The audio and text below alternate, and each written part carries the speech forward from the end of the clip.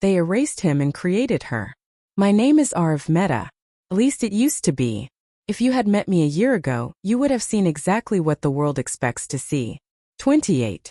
Corporate consultant. Clean haircut. Neutral shirts. Predictable smiles.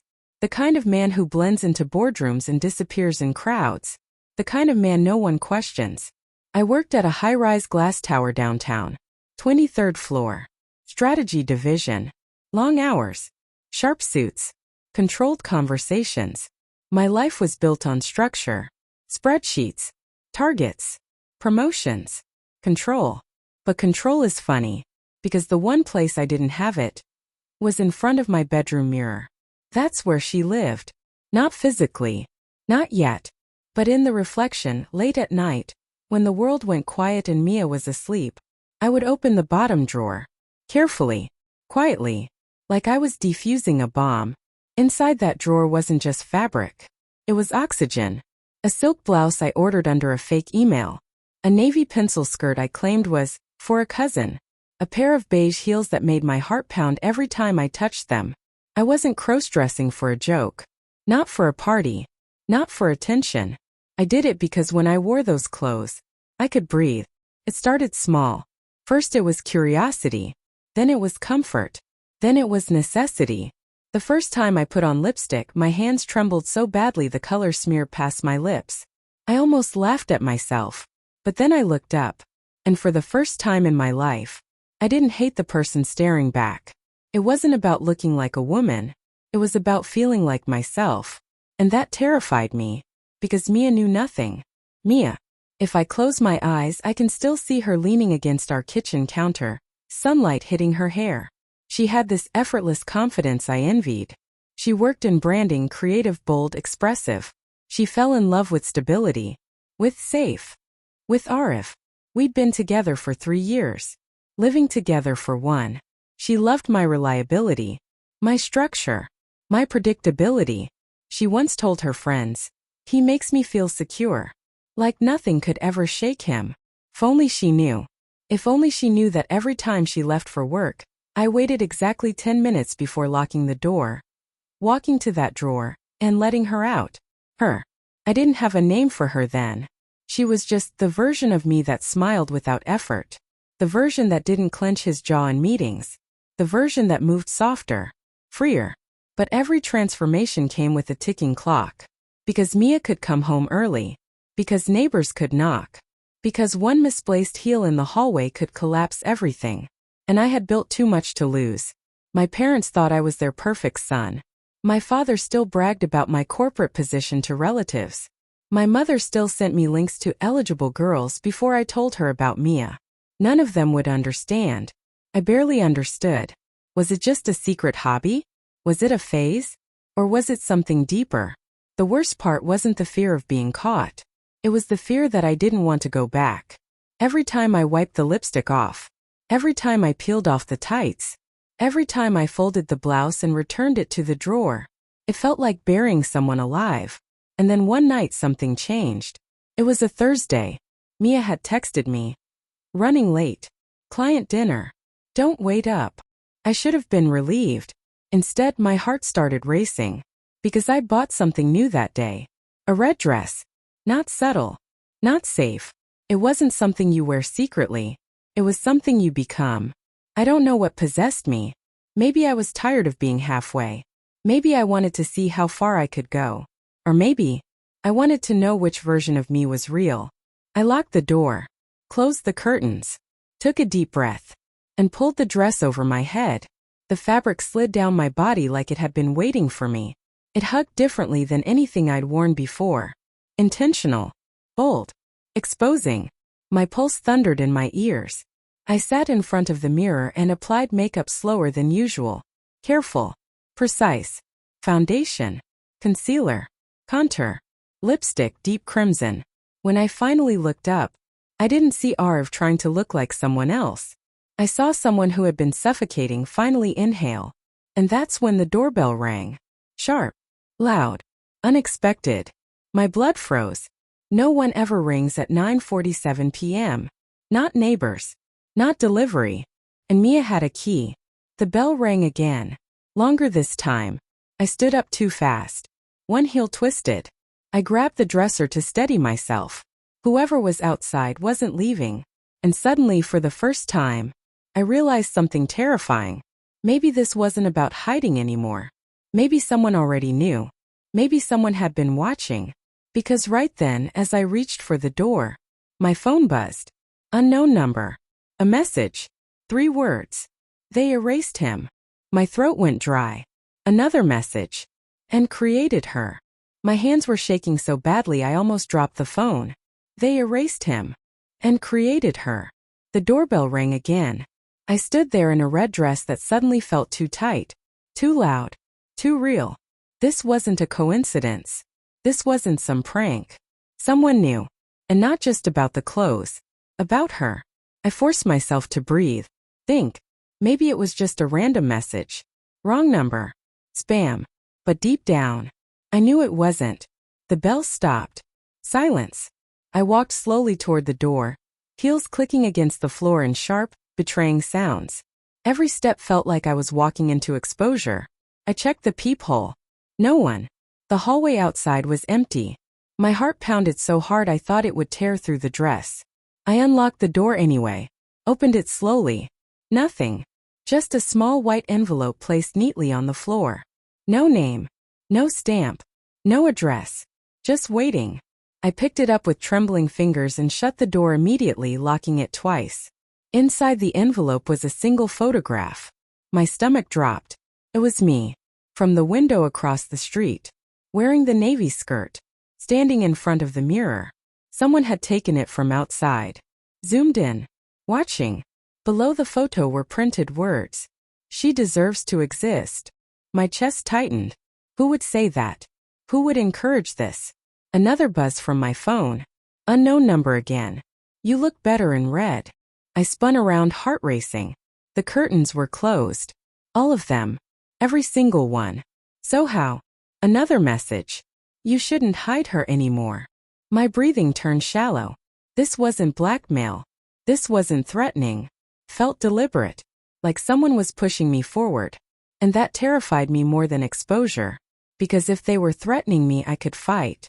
But this felt like recruitment. I typed back before I could stop myself.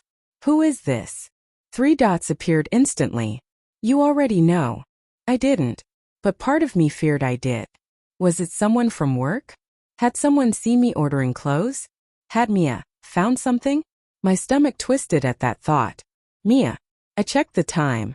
10:02 p.m. She said client dinner. She wouldn't be back before midnight, right?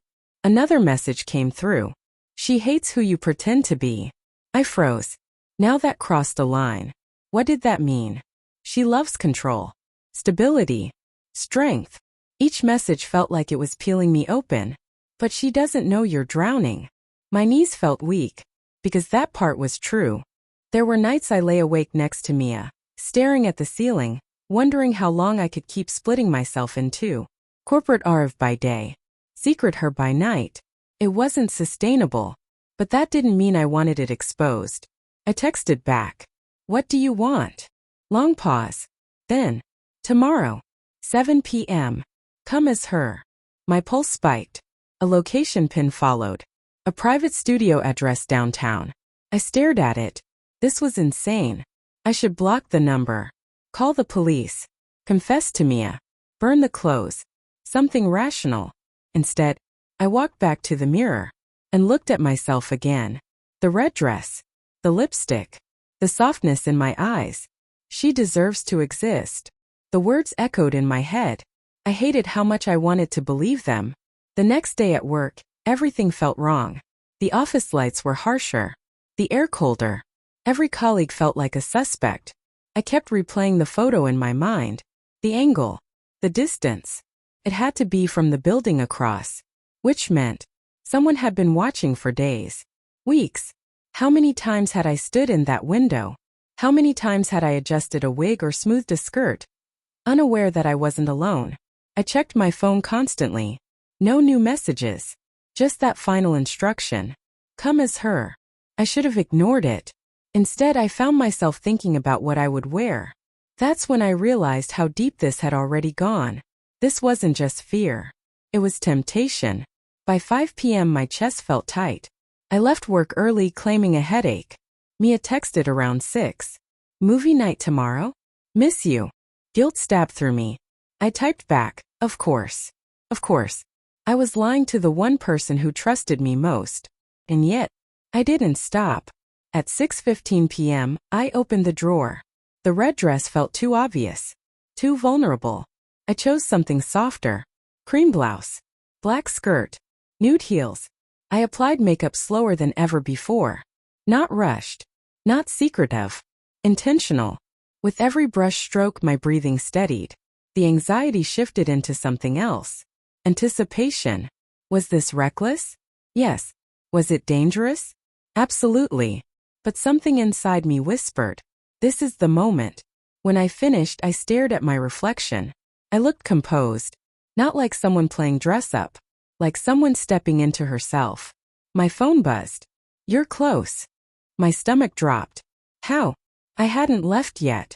Then another message. Window. I turned slowly. The building across. One window had its lights on. 22nd floor. Direct line of sight to ours. A silhouette stood there. Watching. My breath caught in my throat. They lifted something. Binoculars. And then, they waved. My entire body went cold. This wasn't digital anymore. This was real. They had been watching for months. Maybe longer. And now they wanted me to walk willingly into whatever this was. Another message. Don't be afraid. We're not here to hurt you. We. Plural. My heartbeat thundered. They erased him long ago. You just haven't accepted it yet. I stared at the screen. Erased him? Who was they? And why did it feel like this was bigger than a single stalker? What if this wasn't random? What if someone had been studying me? Profiling me? Manipulating me?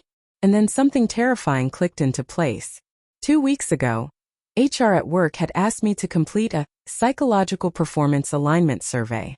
Mandatory. Confidential. Deeply personal questions. Identity. Stress levels. Do you ever feel disconnected from your assigned role? At the time I brushed it off. Corporate nonsense. But now it felt different. My phone buzzed again. 7 p.m. Don't disappoint us. My reflection in the mirror didn't look scared anymore. She looked ready. And that's what frightened me most. Because maybe the real danger wasn't the person watching from across the street. Maybe it was the part of me that wanted to go. 7:02 p.m. I was late. Not because of traffic. Because I stood outside the building for 2 full minutes trying to convince myself to turn around. The address led to an old commercial complex downtown. Renovated on the outside, discreet on the inside. No signboard. No company name. Just frosted glass doors and a security keypad. The location pin on my phone blinked. You're here. My throat tightened. The door clicked open automatically. No code entered. They were watching in real time. I stepped inside. The lobby lights were dim. Not creepy, intentional. Clean. Minimalist. Almost clinical. A voice echoed softly from a hidden speaker. 2nd floor. Studio B. My heels felt louder here. Each step up the staircase sounded like a countdown. 2nd floor. A single white door labeled B. I hesitated. Then I knocked. Come in. A woman's voice. Calm. Professional. I pushed the door open. And froze. The room wasn't dark. It was bright. Photography lights. Mirrors. Makeup stations. Clothing racks filled with elegant dresses.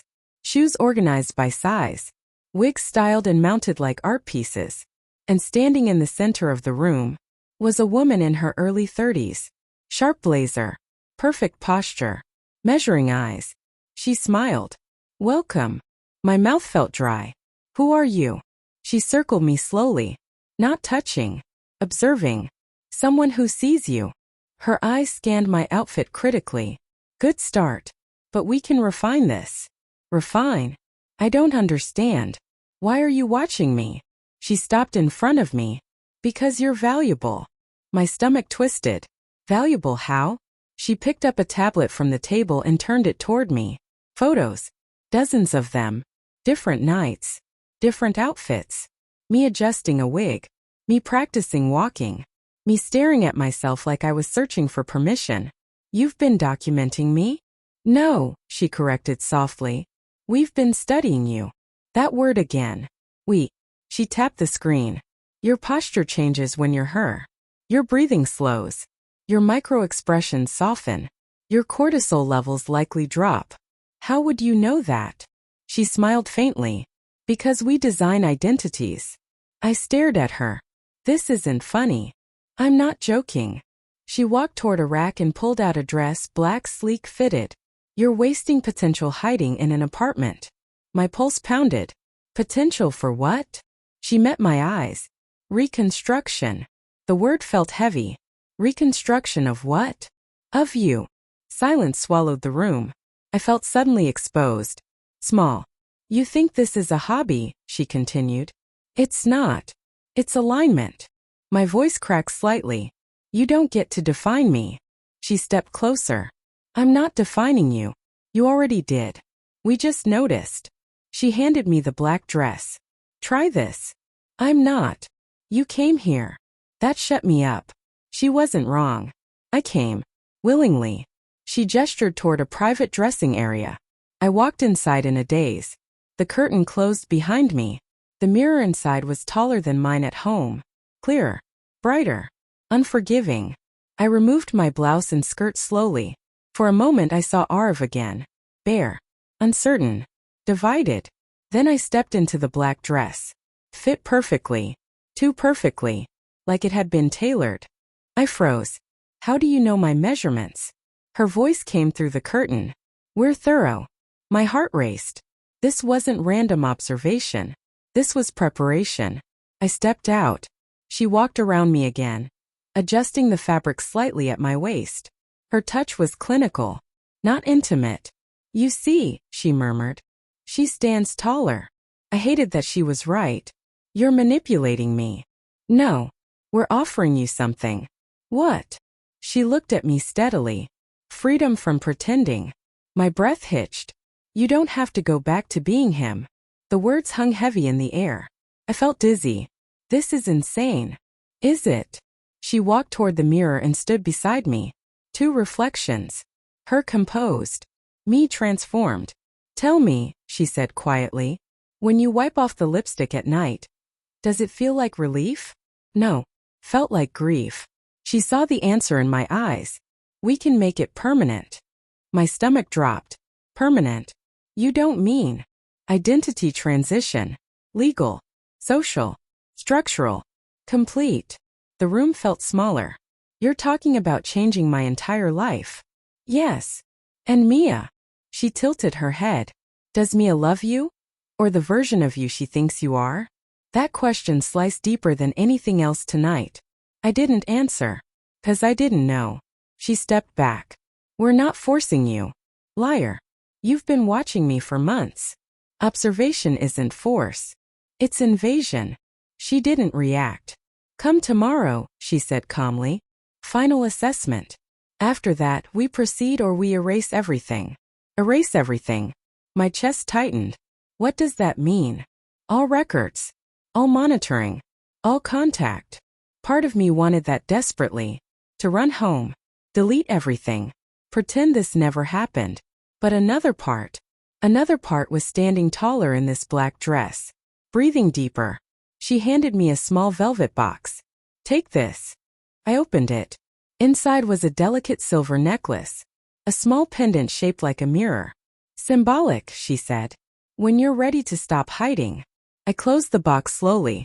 Why me? She held my gaze. Because you're already halfway erased. As I walked home that night, my reflection in store windows looked different. Not like someone playing dress up. Like someone in transition. My phone buzzed. Mia. Hey. You home? Panic flared. Yes. I left work early. Surprise. My blood ran cold. How early? I'm downstairs. The world tilted. I was still wearing the black dress. The heels. The makeup. The necklace in my hand. The elevator dinged. Footsteps outside. Keys fumbling at the lock. I had seconds. Seconds to choose. Change back. or open the door as her. The key turned. The door began to open. And for the first time, I didn't move. The door opened slowly. I stood in the center of the living room. Black dress, heels, makeup flawless, necklace still clutched in my shaking hand. The hallway light spilled into the apartment. Mia stepped inside. First, she didn't look up. She was talking. You won't believe it, the client completely. Then she looked at me. Silence. The kind that presses against your ears. Her keys slipped from her fingers and hit the floor. Not dramatic. Not screaming. Just shock. Her eyes moved slowly. From my hair. To my lips. Down the dress. To the heels. Then back to my face. I opened my mouth. Nothing came out. Because suddenly I didn't know what name to use. Arif. Or.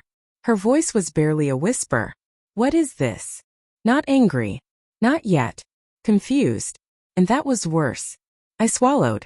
I can explain. She laughed once. Sharp. Unsteady. Please do. My heart felt like it was collapsing in on itself. It's not what you think. She stepped inside fully and closed the door behind her. Then tell me what I'm supposed to think. I couldn't lie anymore. The excuses were dead. The drawer was open in the bedroom. The secret was breathing in front of her. I've been doing this for a while. Her jaw tightened. How long? I hesitated. That hesitation was enough. Her eyes filled not with tears. With betrayal. You've been lying to me. Yes. The word felt like acid. But not because I don't love you. She shook her head slowly. I don't even know who you are right now. That sentence broke something inside me. Because neither did I. The phone buzzed in my hand. Loud. Obvious. Mia's eyes snapped to it. Who's that? I didn't answer. Another buzz. She stepped forward suddenly and grabbed the phone from my hand before I could react. My stomach dropped. No. Too late. She looked at the screen. Unknown number. New message. Perfect timing. Her face drained of color. What is this? Another message appeared. She deserves honesty. Mia looked up at me. What is going on? My pulse roared in my ears. It's nothing. Just someone messing with me. Her voice sharpened. Messing with you? They're texting while you're dressed like this.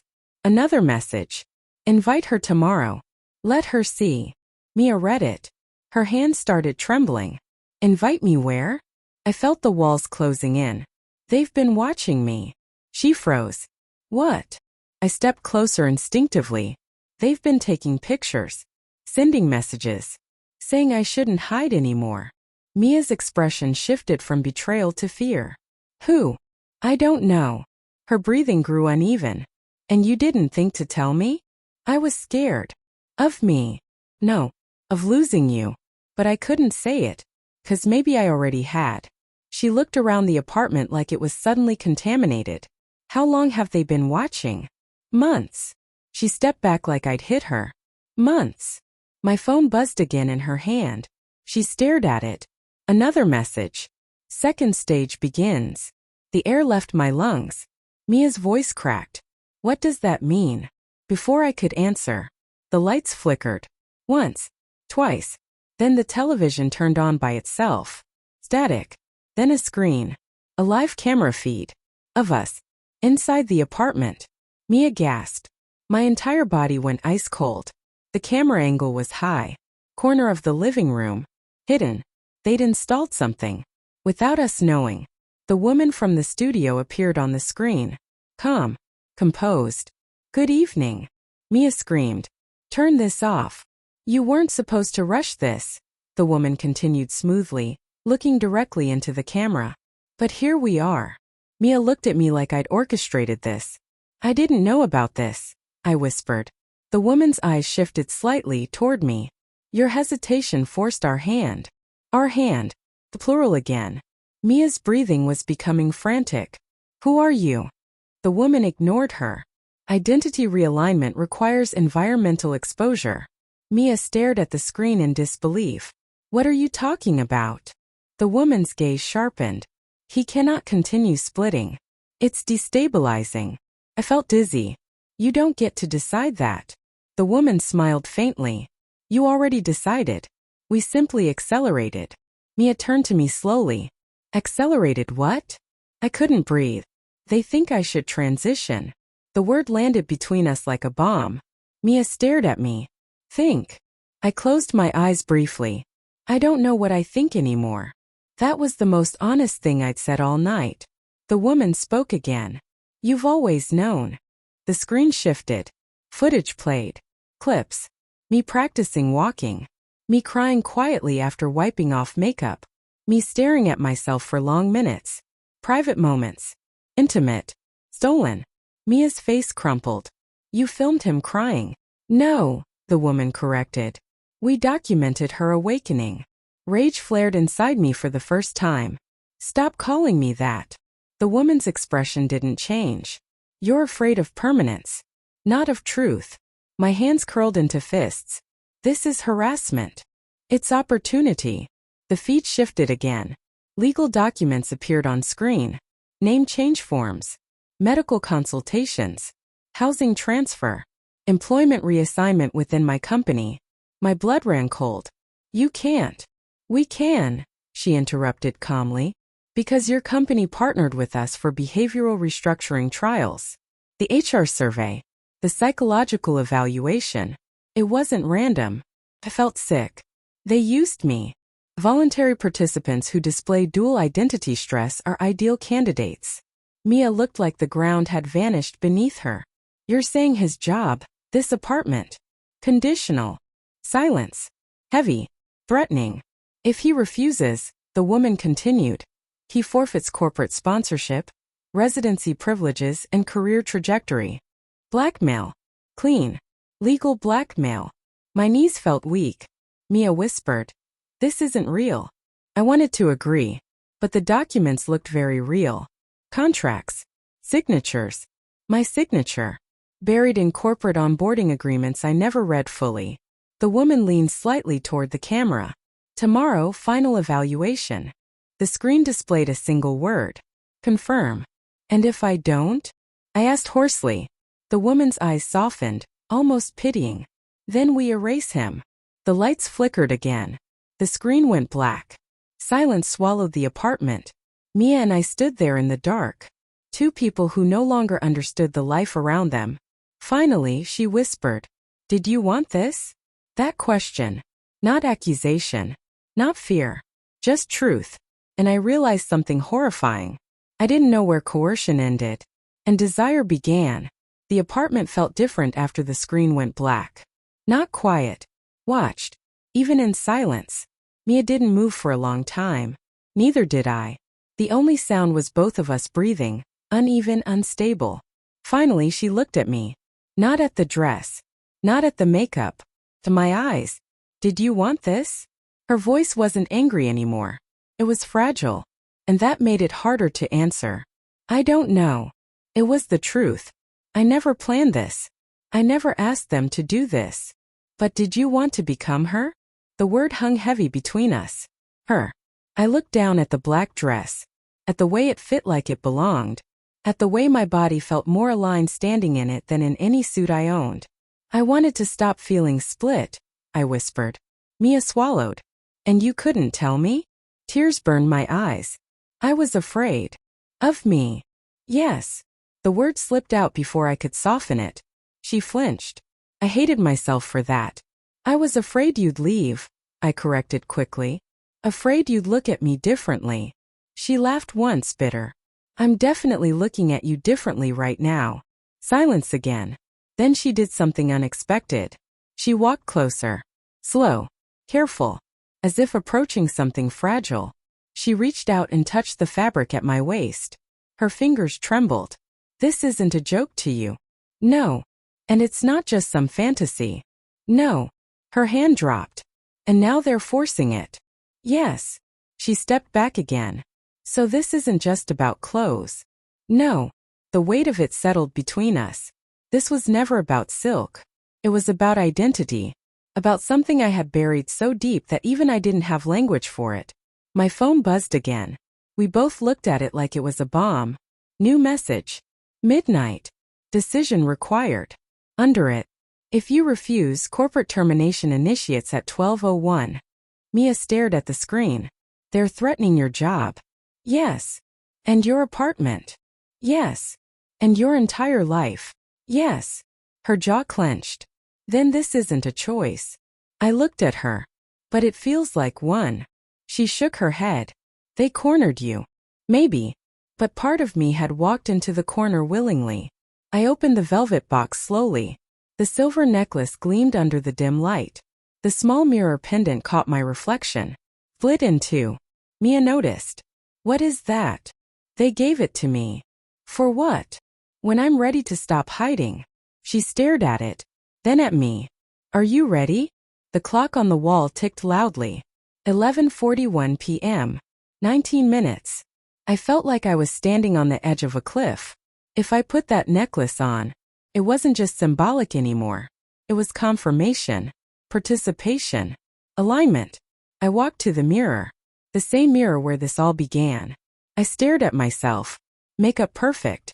Eyes swollen from emotion. Lips still painted bold. I tried to imagine wiping it off. Going back. Putting on sweatpants. Sitting on the couch like nothing happened. Pretending this was just a corporate harassment nightmare. But I couldn't ignore the truth anymore. When I imagined losing the dress, it hurt.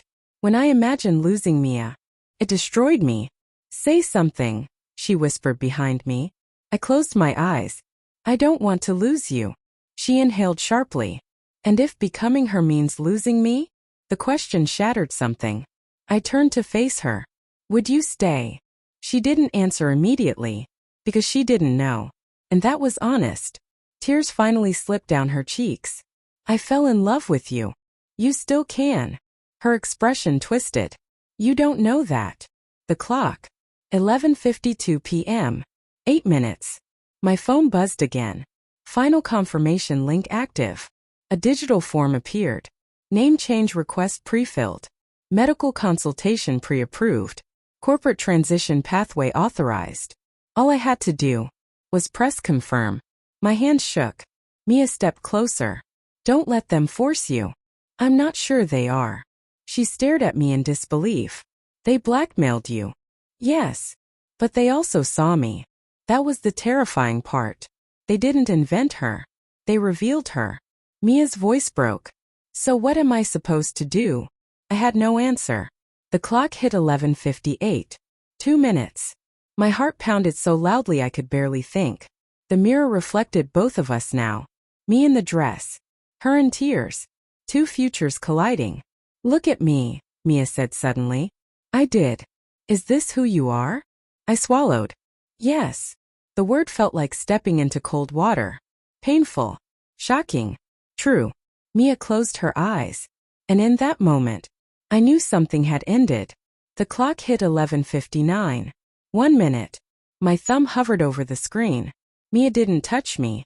Didn't stop me. She just stood there. Watching. Waiting. The longest 60 seconds of my life. Midnight. The phone vibrated. Time expired.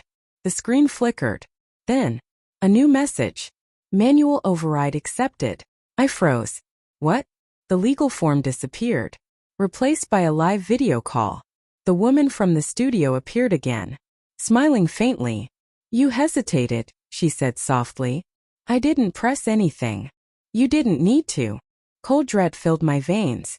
What did you do? She tilted her head. We've been tracking biometric commitment for weeks. Mia stared at the screen in horror. Tracking what? The woman continued calmly. Heart rate variance. Emotional alignment. Consistency of presentation. I felt sick. You used my own body against me. No, she corrected. You chose repeatedly. The screen shifted. A document appeared. Approved. Name changed. Effective immediately. I stared at the name. Not Arif. A new one. One I had once typed into a hidden journal. One I had whispered to myself alone. They had found it. They had taken it. Mia's hand covered her mouth. They can't just. They already have, the woman said quietly. Corporate identity updated. Financial accounts transitioning. Internal records synchronized. My knees buckled. They erased him, she finished softly. And created her. The call ended. Silence returned. But it wasn't the same silence as before. This one felt final. Mia looked at me slowly. At the dress. At the necklace still in my trembling hand. What's your name? The question broke something deep inside me. Not cruel. Not mocking. Just real. I looked at the reflection one last time. Then with shaking fingers, I lifted the necklace and clasped it around my neck. The cool metal settled against my skin. I inhaled. And for the first time, it didn't feel like pretending. I looked at Mia. My name is. The word caught in my throat, because once I said it, there was no undo button. Mia stood in front of me, eyes red, hands hanging helplessly at her sides. The silver mirror pendant rested against my collarbone, cold at first, then warm. Outside, the city moved like nothing had changed. Inside, everything had. My name is Arya. The sound of it filled the room. Soft, certain, terrifyingly right. Mia closed her eyes as if the word physically hit her. Arya. Not Arif. Not the man she moved in with. Not the man her parents met. Arya. When she opened her eyes again, something had shifted. Not hatred. Not disgust. Something more complicated. Grief. For how long? She whispered. I didn't pretend not to understand. How long have you been her? I swallowed. Longer than I've admitted. That was the most honest answer I had left. She nodded slowly, absorbing that. You should have told me. I know. You should have trusted me. I was afraid you'd see me differently. She gave a broken half-smile. I do see you differently. The air tightened. But I don't know if that's a bad thing, or just a painful one. The clock ticked loudly behind us. 12:07 a.m. Technically, Meta no longer existed. On paper. In corporate systems. In government databases. My phone vibrated again. New email notification. Congratulations, Arya. Transition phase 1 complete. Mia saw it. Her fingers twitched. They really did it. Yes. And you're okay with this? Was I? My body felt strange. Not wrong. Just rearranged. Like the world had shifted slightly and I was the only one who noticed. I don't know if I'm okay, I admitted. But I don't feel erased. She studied my face carefully. You feel real. The word echoed inside me. Real.